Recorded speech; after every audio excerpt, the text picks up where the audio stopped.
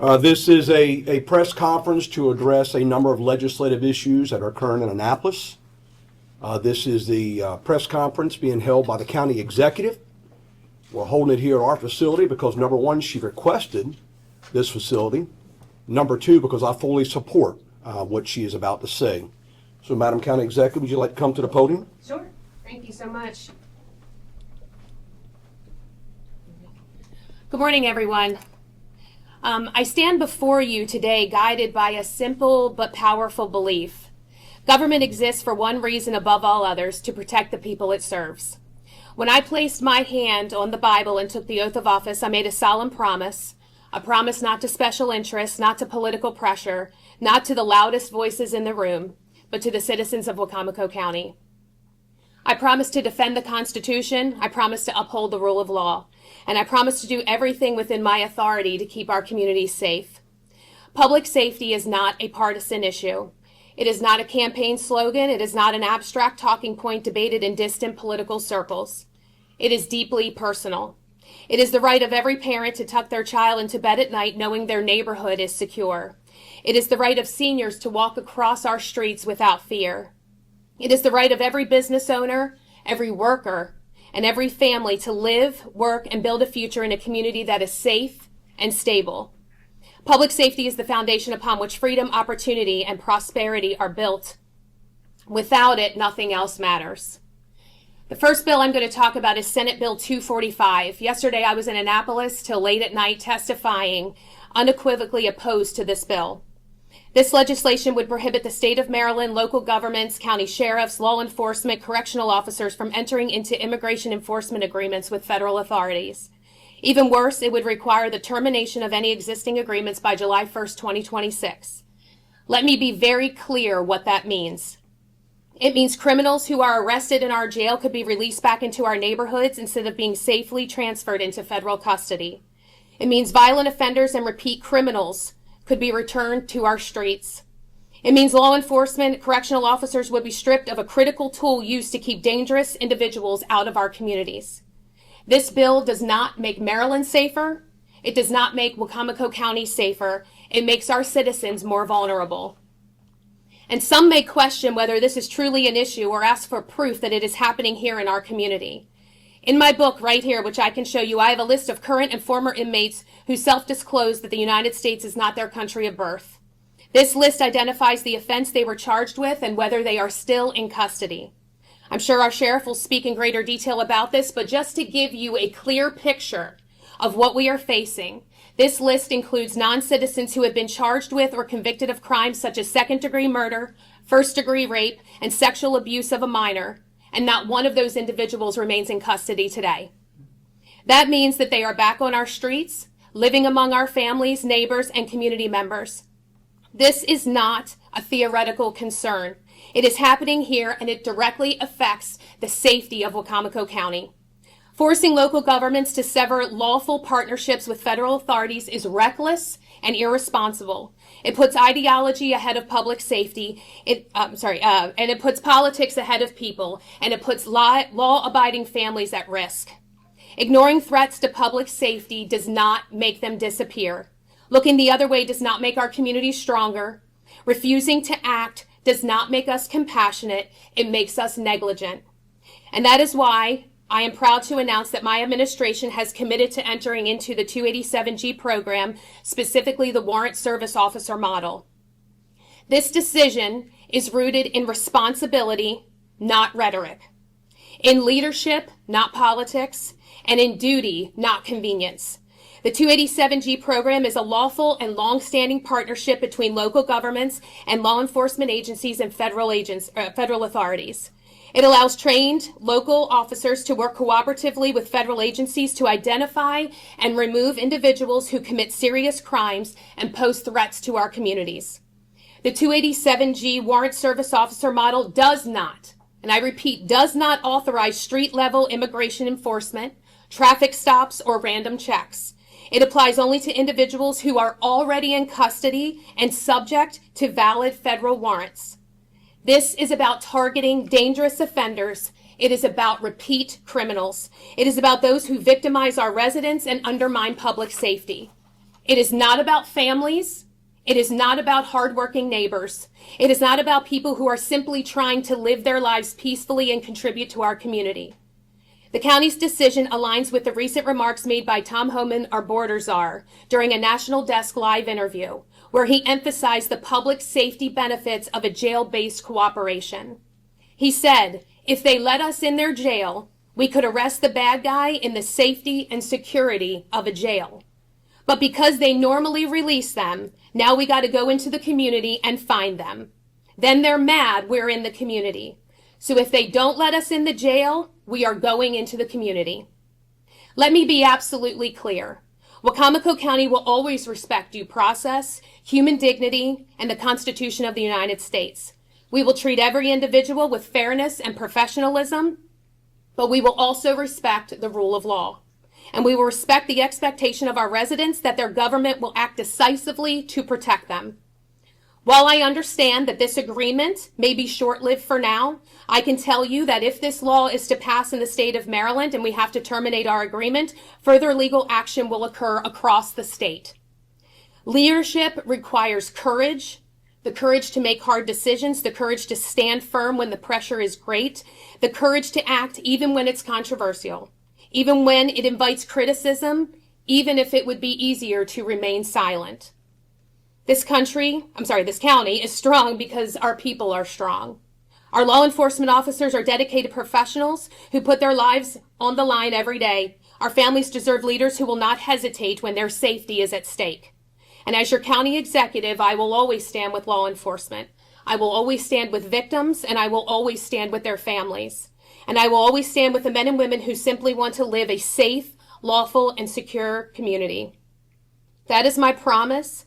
That is my duty, and that is what I continue to fight for every single day. Thank you, God bless you, and God bless Wacomico County, and I'm going to turn it over to our sheriff. Several weeks ago, when I announced before a council meeting that we were going to abandon our pursuit of the 287G program here in Wacomico County, I made it very clear then that we were going to explore all of our options. I've met with the county executive, I've met with our county administrator, and I've met with our deputy administrator a number of times right here in this facility for no other reason than to explore our options to better protect Wacomico County. One thing is clear. We do not want another Renee Good incident to occur anywhere in this nation, let alone Wacomico County. As the county executive succinctly said, if we allow the transfer of individuals within our detention center in a secure environment, it prevents ICE agents, immigration officials, from going out into our community and kicking in doors and knocking on doors, which they have full authority to do. They have the lawful authority to do just that when they're looking for particular individuals. But when they go into that house, the first thing they're going to do, and the first thing they should do, is secure the facility. And that means the securing and handcuffing of everybody in there.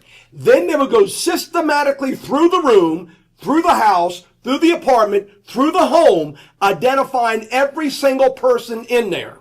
So not only are they going to get the person that they would have gotten in a secure environment at our local detention center, but now they're going to identify every single person in that house. And those who are in that home and in this country illegally or undocumented, and they're only undocumented because they're in the country illegally.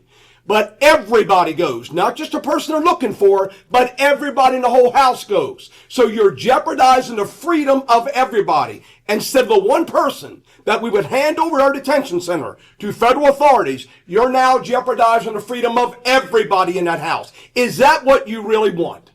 Is that what our state wants? To abolish an effective 287G program is absolute nonsense, and they're jeopardizing the freedom of everybody. So I've asked two very important people to join me here at this press conference, and I deliberately delayed introducing them. Most of them, and quite frankly, and everybody knows that the sheriff's in the forefront of this battle across the country. Most people know that the one sheriff to my immediate left, Sheriff Jeff Gaylor of Harford County, who's driven all the way down here from Bel Air this morning to join us here at this press conference. He can explain the importance of the 287G program. Seated to his immediate left, Chief Deputy Jerry Widows. Both have been colleagues of mine for 30 plus years. They know the importance of protecting our communities. And in protecting our communities, it means doing what we're doing right now. And sometimes this is not the most popular path to take. We are not going to take the path of least resistance. We're going to take the legal path. We're going to do what's right by our constituents, and we're going to do what's right for this county. And join us here today, and I would like to ask to come up to the podium, is Sheriff Jeff Gaylor. Sheriff Gaylor is the sheriff of Harford County. He's a retired Maryland State Trooper. He has been in the trenches his entire career. He's been on the forefront of this battle with 287G and our state legislature for the last several years. He's been a strong voice, not only in his county, but across this country. And I would like to now to welcome Sheriff Jeff Gaylor of Harford County, Maryland. Thank you, Sheriff. Thanks, Sheriff. Thank you, Sheriff. And I'd like to start this morning by thanking County Executive Giordano, I want to make sure I pronounce it right, for her leadership on this issue. As Mike said, many places around the country and here in Maryland, the sheriff oversees the correctional side of the operation. Here in Wacomico County, it's the county executive who has that responsibility. And this is a line that many politicians, sadly, and those in the media get wrong, either through misinformation or they wish to spread a outright falsehood about the 287G program, whichever model that we use in Maryland. In Maryland, we do not have a law enforcement component. There is not one police officer, deputy, trooper across the state who is putting any effort, time, who has been trained by ICE in any way related to the 287G program. So when you hear a politician tell you, or someone on the radio, you hear the words that this is going to pull law enforcement officers away from serving their community, that is a falsehood. That is not true, period, end of story, full stop. What this is, as you heard from the county executive, is a corrections-based program. It operates within the jail. It is actually a program that was started by President Bill Clinton, a Democrat, in 1996, and has run through every presidential administration since. My office was accepted roughly 8 years ago. We did a letter of interest to President Obama, who was expanding the 287G program across the country because of the immigration issues in our nation. And we were one of 30 plus new agencies accepted in. In Harford County, we have the second longest 287G program in the state, now at about 8 years, behind Frederick County, which was operational for like the last 16 years, and Cecil County for about the last five years. And our three programs, Frederick, Harford, and Cecil, are all jail-based 287G programs on not the warrant service officer, again, but that is a jail-based program. So when you hear people tell you that this is an evil political program, spun up by, you want to say, and I hate to put politics, party affiliation, but when they say here's from evil Republicans, it is not. It's a Democrat public safety program that I, as a Republican, 100% subscribe to and agree with. And it's operated the exact same way under every presidential administration since President Clinton, the jail model. There are law enforcement models across the country. Again, they do not exist in Maryland. Sadly, with the change of the presidential administration, after 4 years of an open border, we have now seen the program once again fall under attack, and again under the false narrative that it's going to cause our police officers to lose time and that they are doing the mission of ICE. 100% not true. What is true, what you also heard from Sheriff Lewis and from your county executive, is that Tom Homan is very clear. He much prefers, as I do in my community in Harford County, 268,000 residents, I much prefer that these handoffs, when we identify a criminal offender who is also in the jail illegally, that they be turned over to ICE in that safe environment.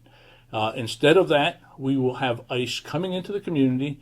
They have said as much. They will come into the community to find the individual that they are looking for. And in that, I think that this legislation, should it pass, and I hope it does not, will lead to actually more deportations.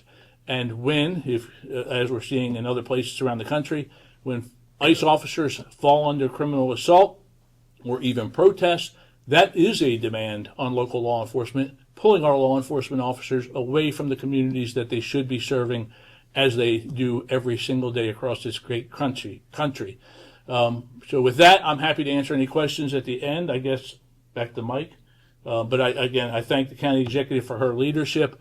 And I ask, as we sat there 8 hours waiting to testify last night, we all asked the legislature to not do this. And again, there's 8, and I believe it's now 9 jurisdictions who are part of these partnerships.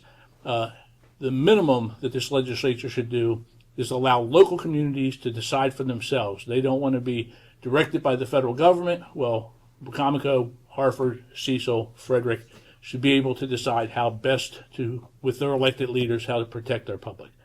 So with that, Sheriff Thank you, Lewis. Sheriff. Chief Deputy Wooders, would you please come forward? I would like for the Chief Deputy to talk about and address number one, any concerns you might have once he gets done. We'll gladly answer any questions. That's why we're here. But I want him to talk about the success of the 287G program in Cecil County, Maryland, which has a similar population, about 103,000, 107,000 people that we have here in Wycomico County. Thank you, sir. Good morning.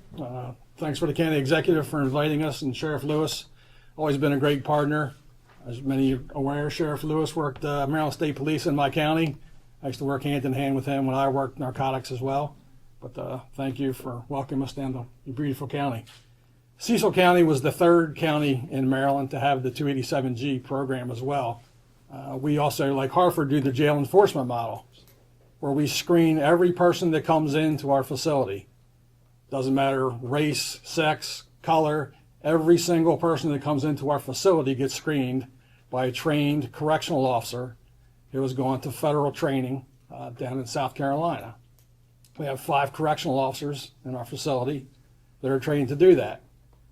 Over approximately the last 5 years, we have screened nearly 12,000 people that have entered our facility. Of those 12,000 people, about 380 of them have been referred to ICE for possible action. Of those 380, ICE has only issued detainers for 99 of them. So not everybody that gets referred to ICE is like, people think they're like thrown on an airplane and taken out of the country. That's not how it works. We refer them to ICE. If they want them, they issue a detainer.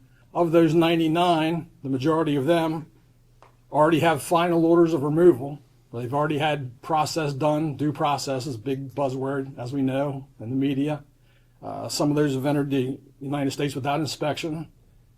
Some of them are illegal re-entry after removal the first time. So they were legally removed through the process, through due process, and they came back to this country. Some of those 99 were that category. Some were visa overstays. There's multiple categories that we refer people to ICE for. And it's not up to us as sheriffs to decide what ICE wants to do. ICE has the final action, and there is due process. You hear a lot of people saying there's no due process. There is due process. So it's worked very well in Cecil County. Sheriff Adams is unable to be here today. Unfortunately, he had a budget meeting, so I'm representing Sheriff Adams. But the people of our county highly support our operations. Sheriff's been elected 3 times. Again, we've only had the program for just over 5 years, but it's worked very well in our county. And like Sheriff Gaylor, we don't want to see ICE come in and do operations on the street. It's much more dangerous, much safer to give them to ICE at our facility. Like Sheriff Gaylor said, we're afraid that if ICE does come in, like he said, if they're looking for one particular person, they go to that person's house and their brother, mother, father are there and they're illegal too, everybody's gone, not just the criminal person they're looking for. So I will be here as well after the meeting, reaffirm what the county executive said, Sheriff Gaylor, Sheriff Lewis. I'm last in line here, but I'm glad to answer any questions after it's over. Thank you. Thank you, sir. I just wanted to say one thing, yeah. I really hope that a lot of you will look at my testimony with the legislature or the Senate last night. I will tell you, this whole thing has been weighing heavy on me since, for about 6 or 8 months now. I've talked to the sheriff numerous times about it. I will tell you, I know the question is probably out there, does the county council know? They are well aware of this. They have been updated on every single part of this, and I have a majority support from the council.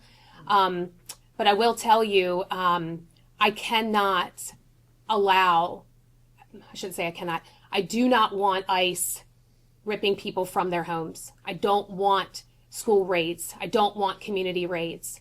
And when we're hearing that that is what is going to happen if our jails cannot work with us, there's no other option.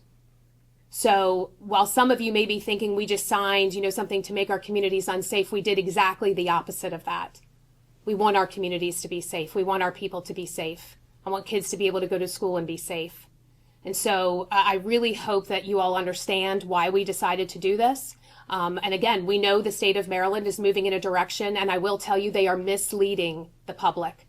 I heard those public comments. The public there is fully under the impression that Senate Bill 245 is going to remove ICE out of the state of Maryland. It is not true.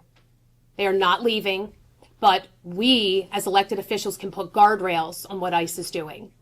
And that is why we decided to do it.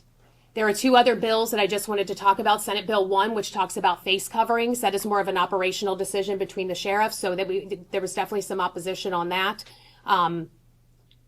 Our ICE agents are wearing face masks because they're being harassed, they're being followed, their families are being targeted.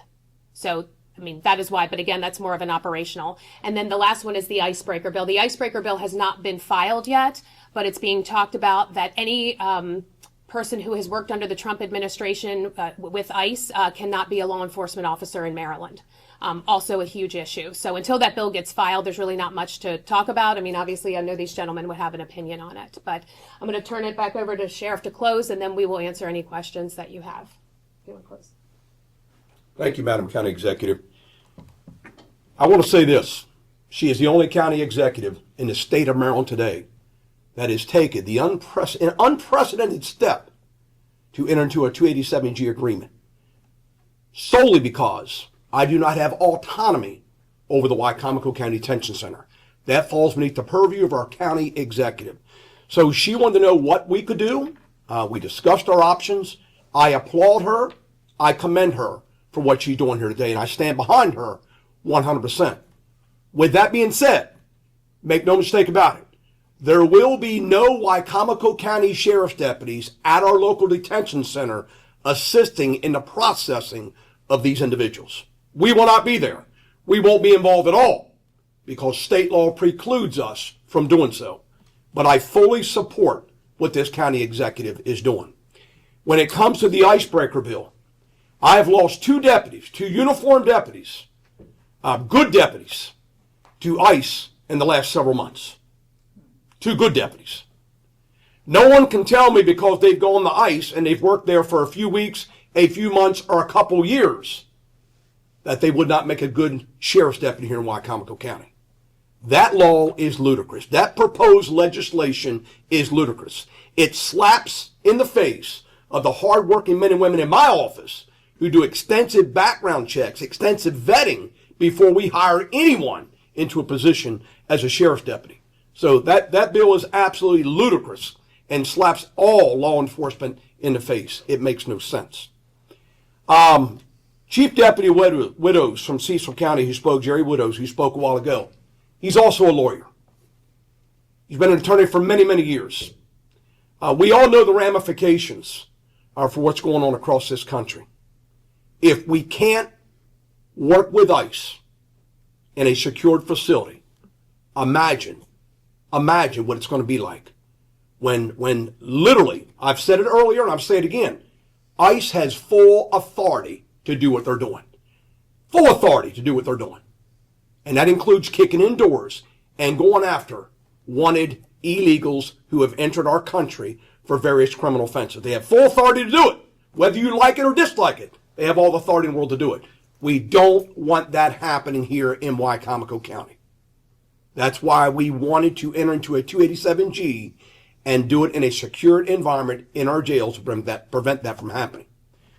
When Madam County Executive presented me with some stats from our Wicomico County Detention Center listing all those being held at the Wicomico County Detention Center, first-degree murder, second-degree murder, rape, sexual molestation of a child, the assault charges, there were dozens of them that are currently being held for illegals in our community. illegals in our community. And if, without an agreement, we risk them going back out in the community without being properly removed by ICE in a secured environment. We are now prepared to answer any questions you might have. Yes, Mike. Thanks, Sheriff Lewis. Mike Goldberg with Open Agenda TV. Will any prospective WSO agreement with ICE provide for the defense and indemnification of not only the county and county taxpayers, but also will it indemnify and defend the corrections officers from any civil liability? And the second part to that question is, will ICE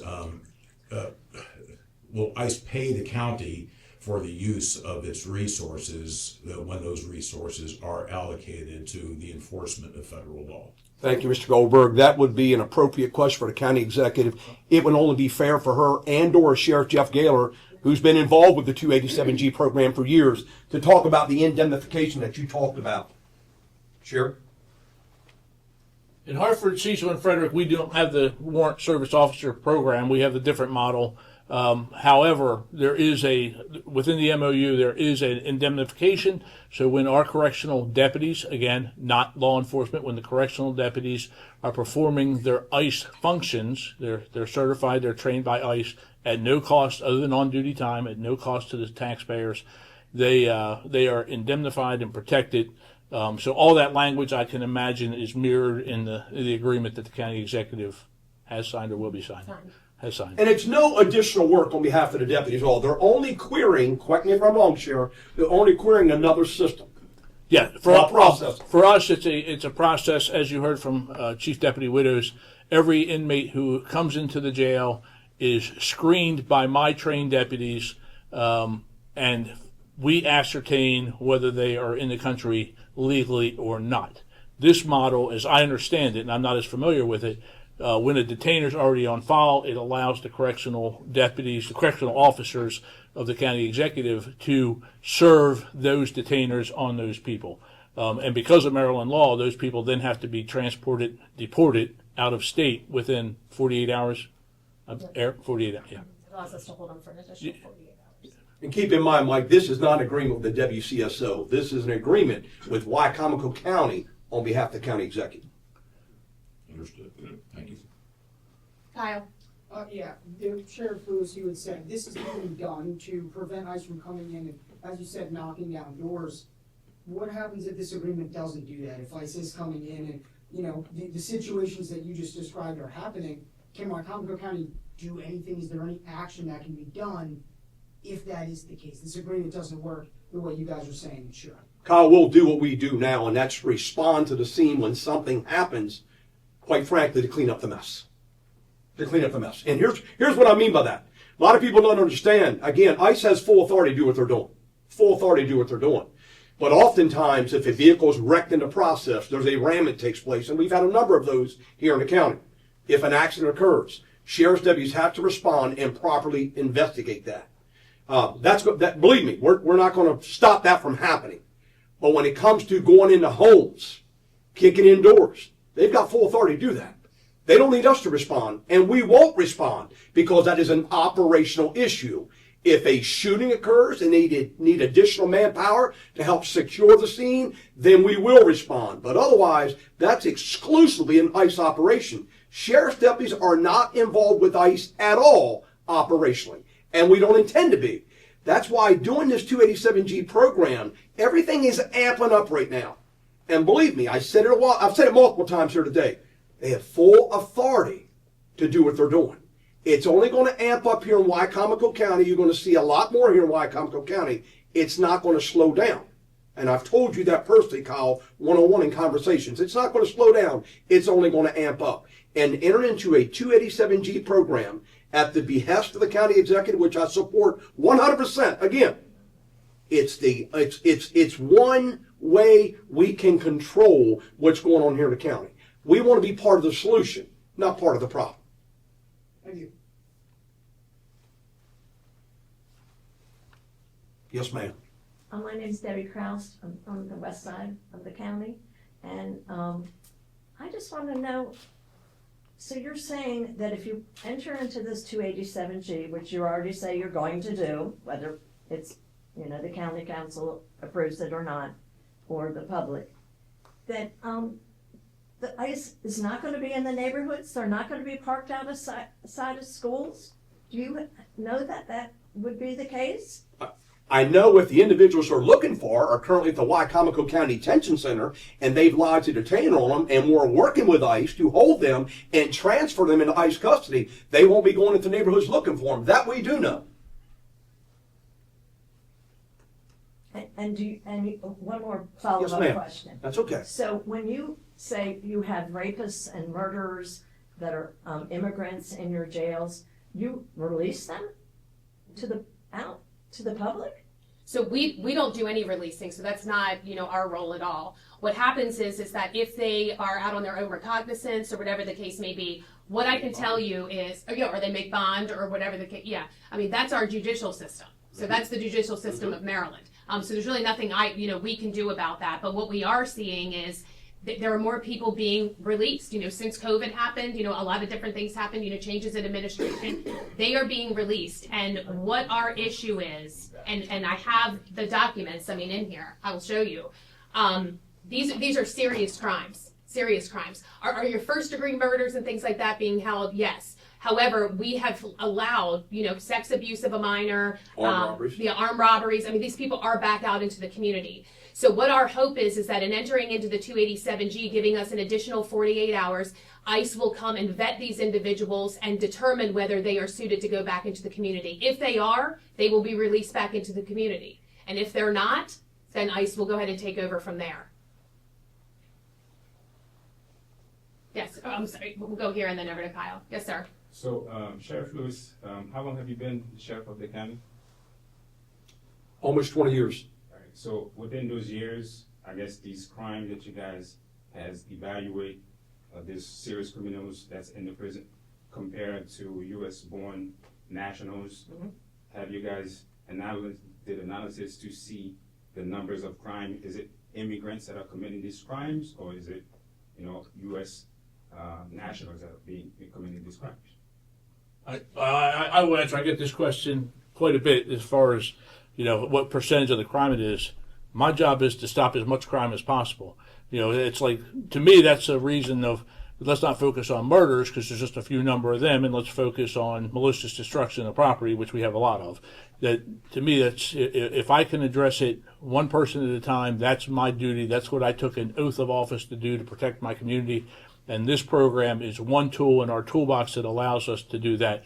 I haven't broke down the demographics, but certainly the immigrant population is a small number of my 268,000 residents of my county. So when you get to that, it doesn't mean we ignore that small amount of crime because it's only attributable to a small amount of people. And to the question about releasing, and I don't know if I'm following the question correctly, but I have to say, we've had 2 young women in our county murdered at the hands of people, you're 1,500 miles from the southern border. What's the issue? I've had 2 young women. Rachel Morin, that case made national news, young mother of 5 who was slaughtered, essentially can't even describe it, on the trail by an illegal immigrant who crossed this border, twice tried to get in unsuccessfully, and then walked across an open southern border. He had an open Interpol warrant from his home country of El Salvador. When he was picked up, had he been picked up, he was not, had he been picked up ahead of our arresting him for the crime, he would have screened in with no open offenses in the United States. We knew nothing about him, and he would have been released. If it wasn't for ICE screening, and unfortunately it didn't go that way, ICE knew about it's not what they get arrested for, it's what ICE finds and how ICE designates them either a threat to public safety or national security. ICE knew that he had this Interpol warrant out there for murder. The other case, sadly, was a young lady who we had another El Salvador gang member enrolled in the public school system who took her life. Two women in back-to-back years killed at the hands of illegals. Is that the most murders that we've had in our county? No. Should we turn our back because, or are they any less important not turn our back. Are they any less important? No, they're just as important. Every single crime is important to me. If we can solve every single one, we would. So I kind of went astray on that answer, but that's the best I got for you. Thank you. Yeah. Actually, we're going to go to Kyle and then You know, when you and I talked in November and the county initially backed away from this, it was due to legal threat from the state of Maryland. Does that legal threat still exist today? Right. So when we first looked at this, we are the first county to enter into a 287G agreement where the sheriff does not oversee our correctional facility.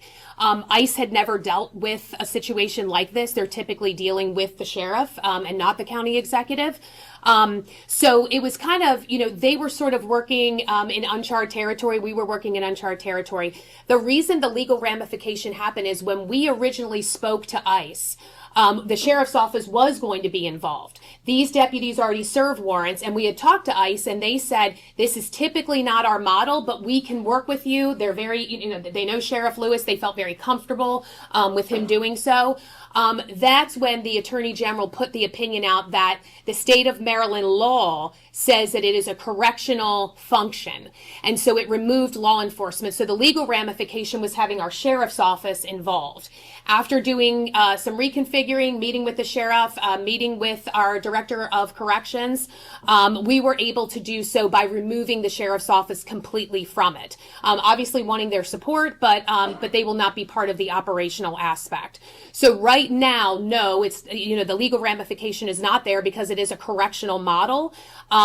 And I will tell you, if the law is to pass and all things have to be terminated July 1st, 2026, it's not a loss in our county. We will obviously follow the law. However, as I stated, there will be legal ramifications across the state due to questioning the authority of the state to do away with this, working with a federal agency. Quick follow-up, is the agreement in effect right now? The agreement is in effect right now. Yes, so it was signed days ago. Yes, well, a few days. Yes, ma'am. For the sheriff, is there anything illegal that ICE agents would do that you have authority over to protect us? Obviously, if I saw anything egregious that I knew based on 42 years of law enforcement experience that I believe to be illegal, I would address it immediately with ICE agents on the scene. I would pick my cell phone in my back pocket, and I would call Baltimore to the director of ICE. Operationally, procedurally, I have no control over their operations and procedures. If it's something illegal, 100%, I would address it immediately, ma'am. I would address it with them personally, and then I would call the director. And I have their cell phone numbers. Absolutely. Yes, ma'am. I'm going to protect this house. This is my priority here. Yes, sir. Sheriff Lewis, you said multiple times that ICE has the right to kick those of residents and properly doing what you're saying they're doing right now. Under what rights or law does that exist for ICE to do that? Well, 42 years of experience working in law enforcement tells me that ICE has if they have an individual, if they have probable cause or reasonable articulable suspicion to believe someone is in that house, they have a right to forcibly enter and go in that house after that individual in the absence of a warrant. In the absence of a warrant. If they're not sure and they can list everything and they've got time, they can put everything in an application, have it signed by a judge. Otherwise, if they see somebody running that house or somebody says he's hiding in there right now, I just left the house, he's in there, yes, they've got a right to go in there and get that. And I will say this, and get the individual. I will say this, each case is weighed on its own merit. Each case is weighed on its own merit. Every case has various levels of judicial review. Judicial review. And ultimately, one judge may say, perfectly legal. They appeal the case, the other judge say, no, I think it was illegal. Then it gets appealed again to the next level. They say, no, he was perfectly legal, or she was perfectly legal doing what they're doing. I am no lawyer, but I've worked with lawyers side by side for 42 years. And I know the rules of engagement are different at the federal level than they are at the state level. They truly are. So I cannot recite with specificity what section or code says they can do it, but I've worked with feds for 42 years. I know that their rules of engagement are different and have been different than those at the local level. Chief Deputy Widows, you're an attorney. Could you answer that question any better than what I just did? And please, I want you to if you can. Yeah, I agree with Sheriff Lewis. I'm not an expert on federal law, but I know state law, a arrest warrant carries with it the authority to enter someone's home. Like Sheriff explained, if we have reasonable articulable suspicion to believe that the person named in the warrant lives there, and we have reasonable suspicion to believe that they're currently there, that arrest warrant carries with it the right to enter that home forcibly. Obviously, we don't like to do that on minor type crimes, but the warrant does carry with it the authority to enter forcibly someone's home with a signed judicial warrant. An independent judicial officer gives us the authority to enter that home if we have reasonable suspicion to believe they're inside. And we'll go Mr. Atkins and then Haley. I'd like to get a clarification, and then I'd like to ask the chief deputy a question. As far as the application for ICE, has that been approved or is that pending? Because on their website this morning, they show an application has been filed. They do not show that an application has been approved, so. Right. Yes, sir. So it is pending right now, and I think it's just based on a time frame. I think there's a couple of last minute things that had to be tied up, but right now it is pending on their website. It's an application. Okay. Yes. Okay. Yeah. And Chief Deputy, your model that you have in Cecil County versus a WSO model, if I understood you correctly when you spoke, you screen, check every person that comes into your jail when you do that. Is it that different than a WSO? And why is that not a better system that when someone is brought into the jail, they are screened at that point in time, and if there is an outstanding warrant, that ICE is notified as you're bringing that person in the door? Do you mind if I take one really quick? Yeah. So, Mr. Atkins, actually, the sheriff actually asked the same question as to why we didn't go with the JEM model, which seems to be more so prevalent across the state. In speaking with Director Tyler, we are 30 correctional officers down, and so operationally, it would have been very difficult. The training is a little bit more extensive than the WSO model, and so it worked better for us with us being down the correctional officers. I will say I think the JEM model is probably better because everyone is getting screened equally coming in. The WSO model does not do that. So we are kind of at, ICE very much informs us as to who the detainers are on. We're able to hold them for an additional 48 hours. Until we have more correctional officers, the WSO model is just better for us operationally. So your decision to go with WSO is basically based on staffing at the detention center? Correct. In talking with our director. Yes, sir. Okay, thank you. Yes. Haley. This is a question for you. In the fall, you held off on the 287G due to the thought of the Senate Bill 245, and it did happen. You were right about that. Right. In holding off until now, why did you decide to change your mind or choose now? Right. So there were a lot of factors that came into play on this. So even though the legislation was going to be put forward, we had a feeling it was going to be put forward, and of course I testified on it last night. I will tell you, after hearing Homeland Security saying what they're going to do, I very much felt, regardless, I had to do what I needed to do to protect our citizens now. And so rather than ICE knocking on the doors of individuals or kicking doors in, I would rather it be at our correctional facility. And I really hope, I stress to the legislature that they are signing, what they are doing in passing that bill is putting communities at risk. That's what they're doing, is putting communities at risk, and that's across the state of Maryland. I think they think they're doing one thing because it sounds good. And again, the people in the audience that were testifying in favor of the bill are under the impression that this bill gets rid of ICE in the state of Maryland, and it absolutely does not. All it does is remove the guardrails that these gentlemen have, that I hope that we will have, in keeping ICE in a more secure facility. That's all they're doing. It's actually putting Marylanders at risk, and that's why I stressed that this is not making Maryland safer. And I really think I was, I don't know what's going to happen. I think they heard me. We had really great discussion. I plan to testify, when it crosses over to the House, if it gets out of the Senate.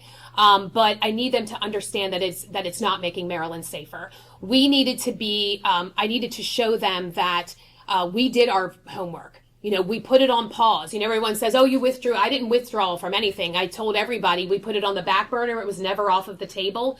I went to the sheriff numerous times. We had multiple discussions. I said, this is not sitting right with me. I feel like we are putting our citizens at risk. And after hearing from Homeland Security what their job is going to be, what their plans are, I wanted to keep our citizens safe. And so that's why we decided to enter into it. Okay. And then if the Senate bill were to pass, do you think it could be upheld constitutionally, or do you think, you know, what legal lengths are you willing to go? Yeah, so we actually have talked to a few law firms that would be interested in taking on that case, but I will leave that up to the attorneys. To me, I think it's unconstitutional, but, you know, I think that'll really be up for a court of law, so we will see. It has definitely drawn interest of legal firms across the nation, honestly. And I will tell you, most of them have agreed to come on pro bono, so it's not costing the county any money. But we will see what happens, and we'll cross that bridge when it comes. Thank you. So if they're willing to take a case pro bono, they feel very confident that we have a strong case constitutionally. And I agree with the county executive on that. And I want to go back to some comments she made in her opening statement. This is not about politics. This is about public safety, 100%. People can call it politics all day long. This is about public safety, period. I know she has struggled with this, as she said. She has truly struggled with this. We've met a number of times, and she just wanted to move forward in the very best way possible for this county. I agree with her 100%. And if the jail fell beneath my purview, this would have been done years ago. And the jail enforcement model been done years ago. But with everything going on in the nation, the fact that jail doesn't fall beneath me, this county executive is the only county executive in the state that has done what she is currently doing. And she's pursued this diligently for the last several months. Yes, sir.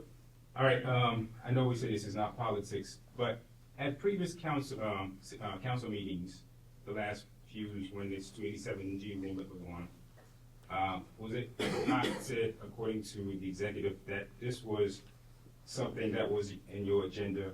You were the one that approached her, that wanted to push this, but now I guess since there was no path for you to do it, now she's picking it up. Now you're saying that she, I guess, is the person, the main actor right now, so what changed? Nothing's changed. I did approach her initially, but realized we could not do it because I don't have purview over the detention center. Nothing's changed at all. That's why I applaud her leadership, because she had to run with this as the county executive, because it's being done within a jail that I have no purview over. So the county executive, having purview over the jail, took the lead on it, and I applaud her for it. Nothing's changed at all. Yeah, and the only other thing I want to add to that is when we were talking about, I don't necessarily think this is an agenda, but I would hope that every sheriff is about public safety. I mean, they need to keep their citizens safe. And I was appalled when I saw the crimes that were being committed. And at the end of the day, I understand, you know, there's always that debate, well, you know, U.S. citizens commit these same crimes. That's absolutely true. But you cannot, in this community, come here illegally and then and misbehave. You cannot.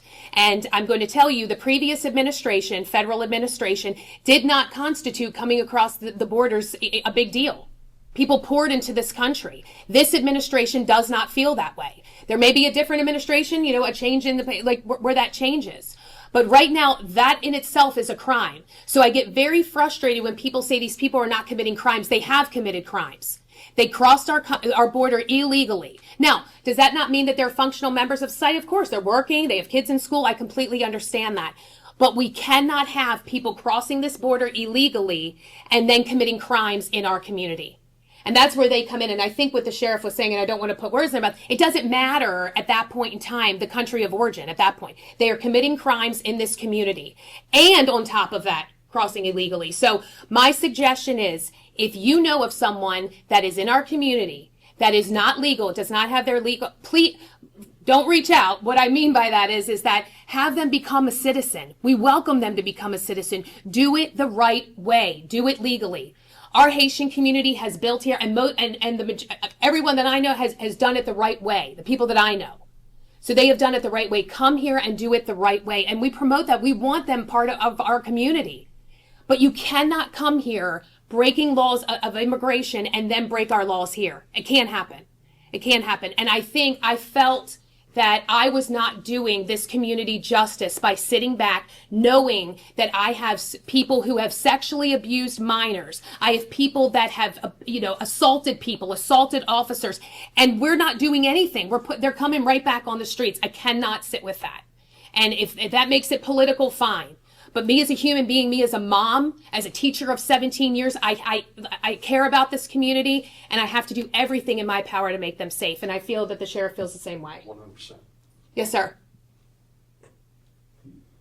Go ahead. I was going to kind of go around the room real quick. Yeah. I just want to do a little follow-up for what you said in regards to illegal, crossing and coming in illegal. You do understand that anyone, majority of the folks that do cross did, whether it was a previous administration, whether the laws that was then and now is different, but you do understand that majority of these immigrants did come into the country legally. Now, current administration may disagree of how they came in or revoke their status. So you do understand that they came legal, you made them illegal, now you make them undocumented. Right. I totally understand. And again, I mean, it's not me. It's not me making them. You know what I mean? This is our country, right? Right, exactly. But that's what elections are for, right? So this person, whether you like him or not, was elected into office. And I don't know why anybody would be shocked. He stated this from the very beginning. This is what he ran on. You talk about a campaign promise. This is what he ran on. And so this is what we're working with. So what I'm trying to do right now is again, do not want ICE going into our communities. I don't want a Minneapolis here in Wicomico County. I don't.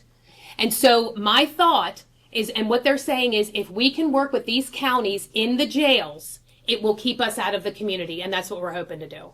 Josh?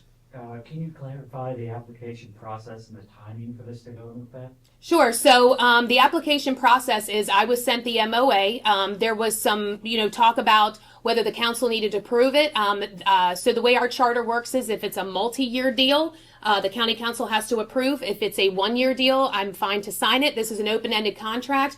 We knew with the legislation going into effect that it might not last a year. We also have told the county council that if we decide to extend it past a year, if this law doesn't pass, it will go back in front of them. So they are well aware of that. With that being said, the contract, the MOA has been signed, and it has been sent off. So right now we're just kind of in a holding pattern. There were a couple of I's that needed to be dotted, T's that needed to be crossed. But other than that, you're in a pending status until I'm not sure if there's training that has to occur. I'm not really sure once you enter it, and then does it come off of pending after the training, or like until you're online, like doing it? I'm not really sure. I can just speak again, and this has been nearly a decade. But Right, sorry. We submitted a letter of interest. We received acceptance into the program, and then when it came to the MOU, it was actually Tom Homan, who was the Baltimore field office director, who came to the sheriff's office, and we signed the MOU together. And then we had to begin training our people, and our people go to Charleston, South Carolina, at the expense of ICE and the federal government, not costing the Harford County taxpayers anything, where they are in, I think it's a 2-week class, four-week class. And again, I said on-duty time is the only commitment expense. All the equipment that is brought in, and we have the jail enforcement model, so all the equipment that comes into the jail, they ran their own T1. That makes sense to the IT people, I guess. They ran their own line into the facility and the computers. All the expenses are theirs. So we had to get our people trained up. So I imagine that's going to be the next step in this process, is to send your deputies or your officers for training. Yeah, and actually this training is a lot less intense. So it's an 8-hour training course where ICE will actually come down here and do the training here. That was another reason we just could not afford to send our officers for a 4-week training. We just don't have the staff to do that. So coming on. Yes. Thank you, Madam Executive. It was only just now disclosed in response to a question that application has been submitted to ICE to enter into the WSO program. It just seems to me, caught my attention, that this is the top headline for this story. Is there a reason that that disclosure was not made part of any of the presentations or was not included in the press release? Was there a reason to not bring that out to the front? Sure. So in my comments, I said, and that is why I am proud to announce that my administration has committed to entering into the 287G program, specifically the warrant service officer model. So I said it in my remarks. Okay, and my apologies. apologies if I missed that. And have you received any formal concurrence from the county council to enter into this at this time?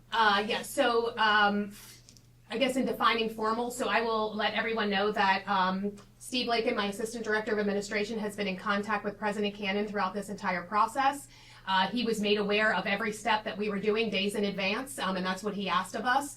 And what he said, and I'm just going off of what he said, is that we had a majority of support from the county council. His words. But no formal vote.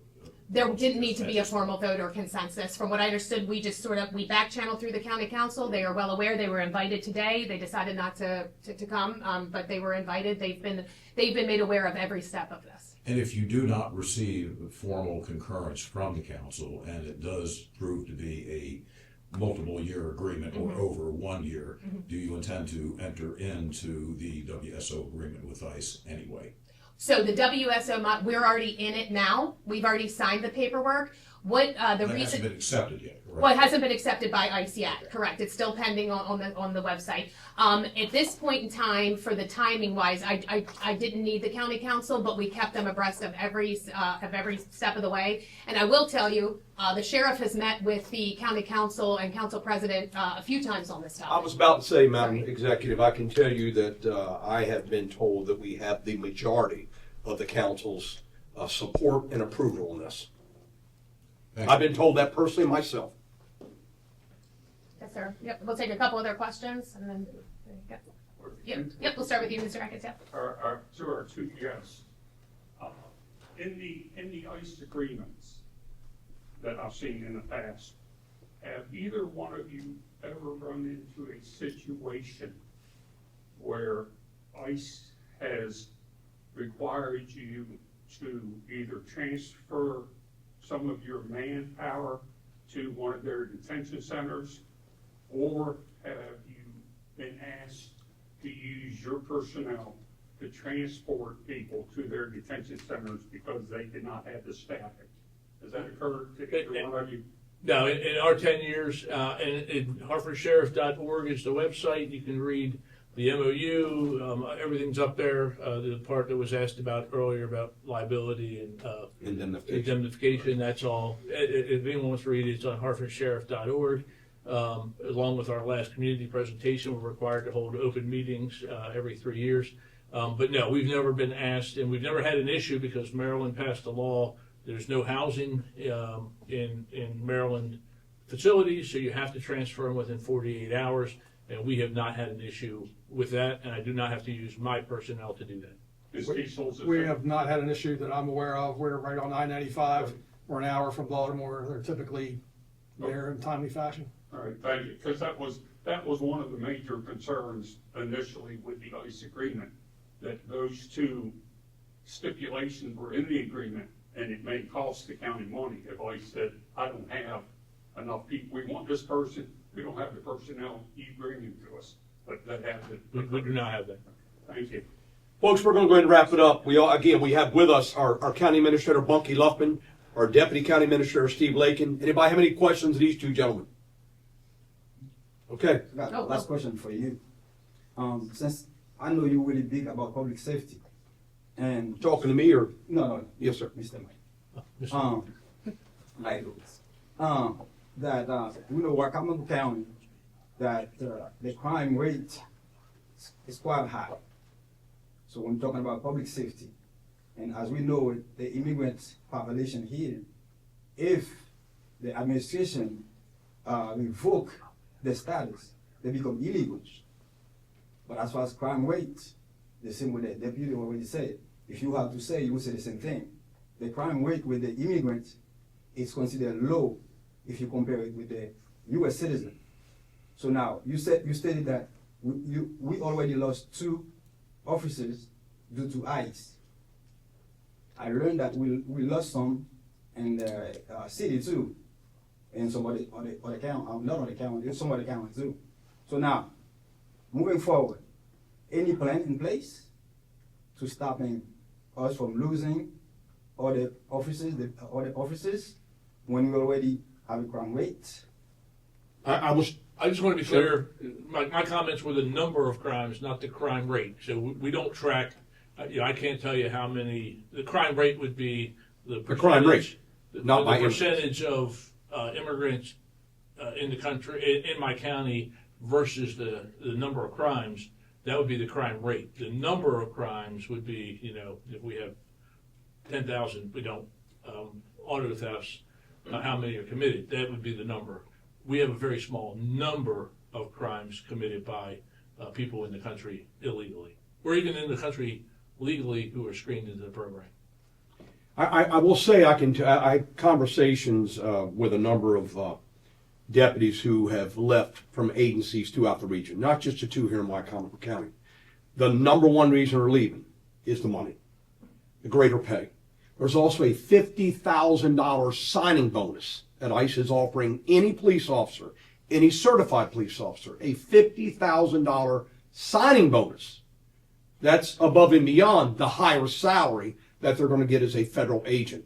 That's the number one reason they're leaving. It's not that you want to work for ICE, but ICE is the ones right now they're hiring. Not the FBI, not all these other federal alphabet agencies, ATF, DEA, they're hiring, but not at the same rate. There is a mass hiring process taking place right now with ICE across the country.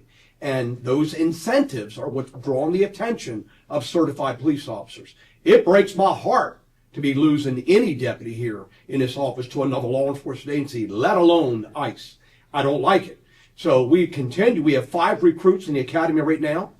We quite frankly are having a difficult time keeping up with attrition, people leaving, put new police officers through the academy. It takes 26 weeks for basic law enforcement training, then another 12 weeks of FTO period, field training officer period, and getting these police officers acclimated. So we're going to continue to do what we do. We're going to continue to recruit good, qualified people as best we can. And I can tell you they come from all nationalities, and happens to be 2 of the 3 deputies that I've lost in the last several weeks were African American. And they're going to ICE.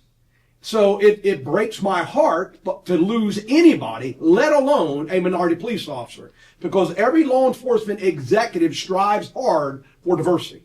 So when we lose anybody, it's painful. But when you lose someone of color, it hurts even more, because I need them badly in this community. We need them badly across the state. I hope I've answered your question. My thing is that, so since we know that we have a lot of crime to deal with, so you're already running short. So now you're losing.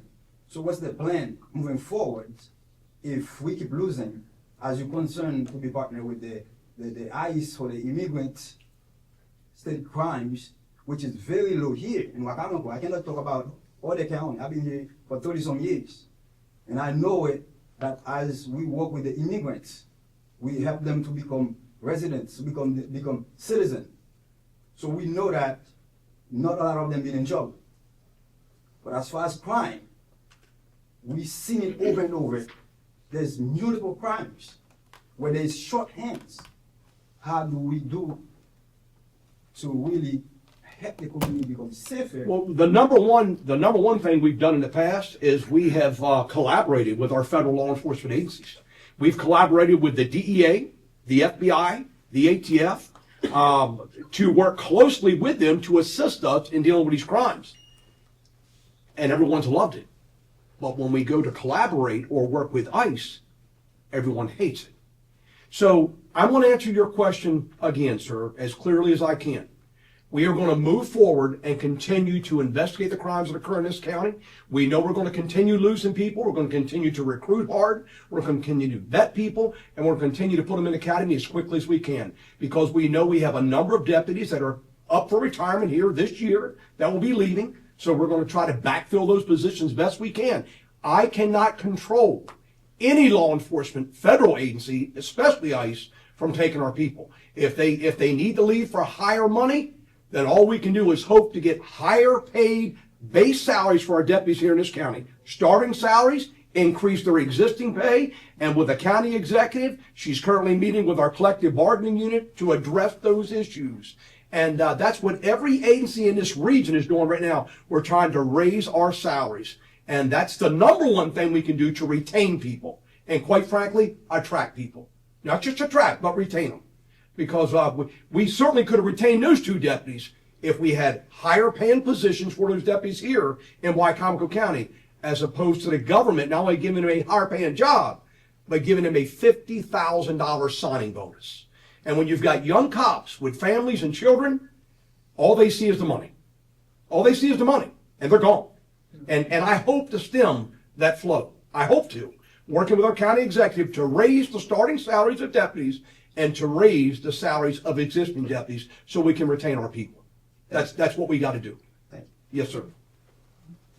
Thank you all for coming. I really appreciate it. So I know it's like lunchtime at this point. So Thank you, Major. If you can take care of everybody for us, we're going to head on back.